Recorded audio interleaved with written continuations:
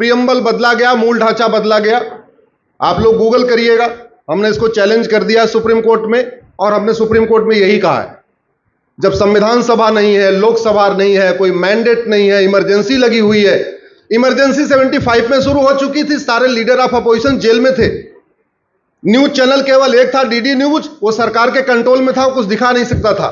जितने अखबार थे उनका बिजली पानी का कनेक्शन कटा हुआ था। अखबार वाले किराए का जनरेटर लेके अखबार छाप रहे थे। 1975 में उनका पानी का कनेक्शन कटा हुआ था, घर से बेचारे पानी लेके आते थे और शाम को जनरेटर चलता था तो फिर अखबार छपता था। ऐसे समय में आज लोकतंत्र की बात करने वालों ने 76 में इसको बदला था। खुशी इस बात की है कि सुप्रीम कोर्ट में अपनी पिटीशन चल रही है, रिजेक्ट नहीं हुई है, एडमिट हुई है, फिर जुलाई में सुनवाई होगी। मुझे पूरा विश्वास है कि ये जो संविधान के साथ धोखा हुआ है, इस धोखे को या तो सुप्रीम कोर्ट ठीक करेगा या आने वाली संसद ठीक करेगी, लेकिन इस धोखे को ठीक करना जरूरी है कि जो बेसिक स्ट्रक्चर बदला गया उसको अनडू करना जरूरी है।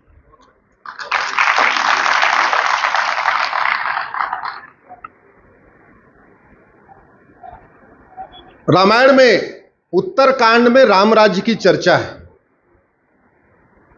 लिखा हुआ है, सब नर करहीं परस्पर प्रीति और चलहीं स्वधर्म निरत श्रुति नीति। अल्प मृत्यु नहीं कौनो पीरा और सब सुंदर सब बिरु शरीरा। गोस्वामी जी कहते हैं, सब लोग परस्पर प्रीति करते हैं, बड़े प्यार से रहते हैं,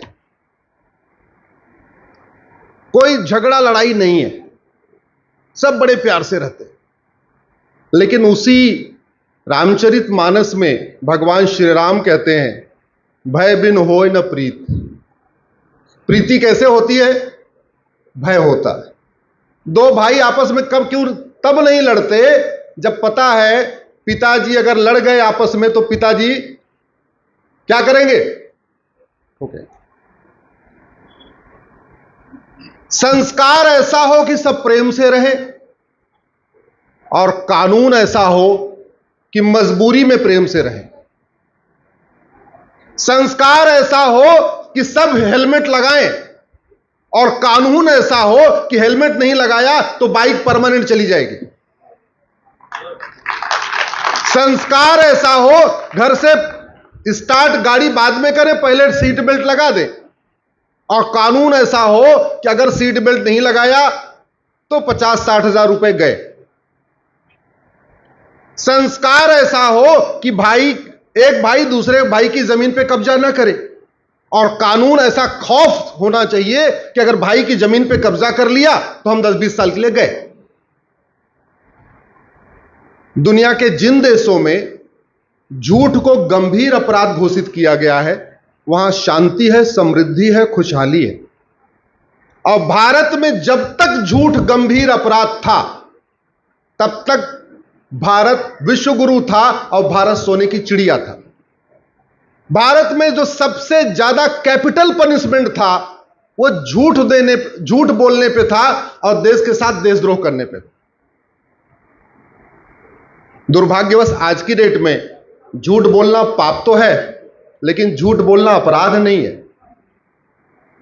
अब झूठ बोलना अपराध नहीं है तो झूठी शिकायतें बढ़ रही हैं, झूठे एफआईआर बढ़ रहे, झूठे मुकदमे बढ़ रहे, झूठी गवाही हो रही है, झूठे जजमेंट भी आ रहे, क्योंकि खौफ नहीं है। न शिकायतकर्ता को झूठ बोलने का खौफ है, न एफआईआर लिखने वाले को झूठा एफआईआर लिखने का खौफ है, न जांच करने वालों को झूठी जांच रिपोर्ट पे पेश करने का खौफ है, न झूठा फैसला देने वाले जज को झूठे फैसले का खौफ है, न झूठी गवाही देने वाले को झूठी गवाही का खौफ है, न झूठा एफिडेविट देने वाले को झूठा एफिडेविट का खौफ है। तो एक तरफ चूंकि शिक्षा में संस्कार नहीं है, इसलिए झूठी शिकायत, झूठा मुकदमा, झूठी गवाही, झूठा एफिडेविट, झूठा फैसला, झूठी जांच, और कानून का खौफ नहीं है, इसलिए झूठ झूठ झूठ। मेरा यह मानना है, हम जो विकसित भारत बनाना चाहते हैं, हम चाहते हैं सब नर परस्पर प्रीति करें, सब लोग अपने अपने स्वधर्म का पालन करें, अल्प मृत्यु ना हो, अल्प मृत्यु नहीं कौनो पीरा, और सब सुंदर सब बिरु शरीरा। आप लोग जिसको विकसित भारत कहते हैं, मैं उसको रामराज्य कहता हूं। तो आपका सपना हो सकता है, आप कहें कि भाई 2047 में विकसित भारत बनाएंगे। मेरा यह सपना है कि 2047 में रामराज्य आ जाए। और रामराज्य की जो मेरी इंटरप्रिटेशन है वो 4 वाक्यों की है। जरा जोर से बोलिए, धर्म की अधर्म का, प्राणियों में विश्व का, यही रामराज्य है।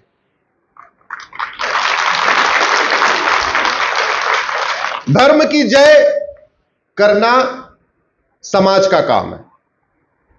जैसे अग्रवाल समाज, गोयल समाज, जैन समाज, माहेश्वरी समाज धर्म की जय कर रहा है एकल अभियान के माध्यम से। धर्म की जय करना समाज का काम है, लेकिन अधर्म का नाश करना समाज का काम नहीं है। अधर्म का नाश करने के लिए आप इनकम टैक्स देते हैं, टीडीएस देते हैं, वैट देते हैं, जीएसटी देते हैं। आपने हवलदार अपॉइंट कर रखा है, आपने थानेदार अपॉइंट कर रखा है, आपने तहसीलदार अपॉइंट कर रखा है, आपने पेशकार अपॉइंट कर रखा है, आपने कलेक्टर अपॉइंट कर रखा है, आपने कमिश्नर अपॉइंट कर रखा है, आपने सांसद इकट्ठा कर रखा है, आपने विधायक बना रखा है। यह विधायिका, कार्यपालिका, न्यायपालिका, इन तीनों का क्या काम है? अधर्म का नाश करना। विधायिका का काम है कठोर कानून बनाना, खौफ पैदा करने वाला कानून, जिससे अधर्म करने के पहले उसके रोए कांप जाए। जुडिशरी का काम है इतने जल्दी जल्दी क्विक डिसीजन देना। आज आदमी अधर्म करे 6 महीने के अंदर सजा। और खबर पालिका, जिसको मीडिया कहते हैं, इसका भी काम केवल समस्या दिखाना नहीं है। मीडिया का काम है समस्या, उसका मूल कारण, अस्थायी समाधान बताना। दुर्भाग्यवश ये चारों जो स्तंभ हैं ये थोड़े डगमगा गए, हिल गए। इन्हीं को जगाने की जरूरत है। ये आप जैसे युवा ही कर सकते हैं। मेरा यह मानना है कि भारत में जस्टिस विद इन ईयर हो जाए, 1 साल के अंदर मुकदमों का फैसला शुरू हो जाए, भारत में रामराज्य आ जाएगा। और 1 साल के अंदर मुकदमे का फैसला कैसे होगा इसको समझिए। सबसे पहले तो कठोर कानून बनाना पड़ेगा। और कानून बनाने की कोई लागत आती है क्या? कानून बनाने का काम आप युवाओं को देना पड़ेगा। कैसे? आप लोग बीएलएलबी कर रहे होंगे, 5 साल का कर रहे होंगे ना? 5 साल का कोर्स है। 5 साल भैया, मैंने पीआईएल फाइल किया था। हमने कहा जो लॉ का कोर्स कर रहे हैं, इनको इकोनॉमिक्स क्यों पढ़ा रहे हो? इनको पॉलिटिकल साइंस क्यों पढ़ा रहे हो? इनको सोशियोलॉजी क्यों पढ़ा रहे हो? इनको हिस्ट्री क्यों पढ़ा रहे हो? अरे इनको ढंग का लॉ पढ़ाओ, केवल कानून पढ़ाओ। अगर इंजीनियरिंग करने वाले केवल इंजीनियरिंग पढ़ते हैं, आर्किटेक्ट करने वाले केवल आर्किटेक्ट पढ़ते हैं, डॉक्टरी करने वाले केवल मेडिकल का कोर्स करते हैं, तो ये लॉ करने वालों को आप दुनिया भर के ह्यूमैनिटीज क्यों पढ़ा रहे हो? इसको बंद करो। इनको दूसरा काम दो, इनको प्रोजेक्ट दो। 4 साल इनको पूरा लॉ जो पढ़ाना है पढ़ा लो। वैसे तो मेरा मानना है कि लॉ 4 साल में हो सकता है। अगर आईआईटी से बीटेक 4 साल में हो सकता है, तो लॉ भी 4 साल में हो सकता है। 5वें साल की जरूरत ही नहीं। मैंने पीआईएल फाइल किया था, आप लोग गूगल करिएगा, law course, 4 year law course. अभी हाईकोर्ट ने बोला है कि अभी थोड़ा टाइम दे दीजिए बार काउंसिल को। अभी 1.5-2 महीने का बार काउंसिल को टाइम दिया। अगर बार काउंसिल कुछ नहीं करेगा, जुलाई में फिर पीआईएल करेंगे। कोशिश करूंगा इस बैच से नहीं, अगले बैच से आपका लॉ 4 साल का हो जाए।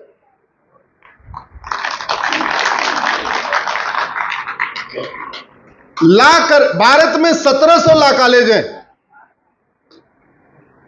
अगर प्रत्येक लॉ कॉलेज में प्रोजेक्ट के रूप में फाइनल ईयर में यह कह दिया जाए, आप लोग भारत के कानूनों को, जो तथाकथित डेवलप्ड कंट्री हैं उनके कानूनों से कंपेयर करिए और कंपेयर करके बेस्ट कानून का ड्राफ्ट बनाइए।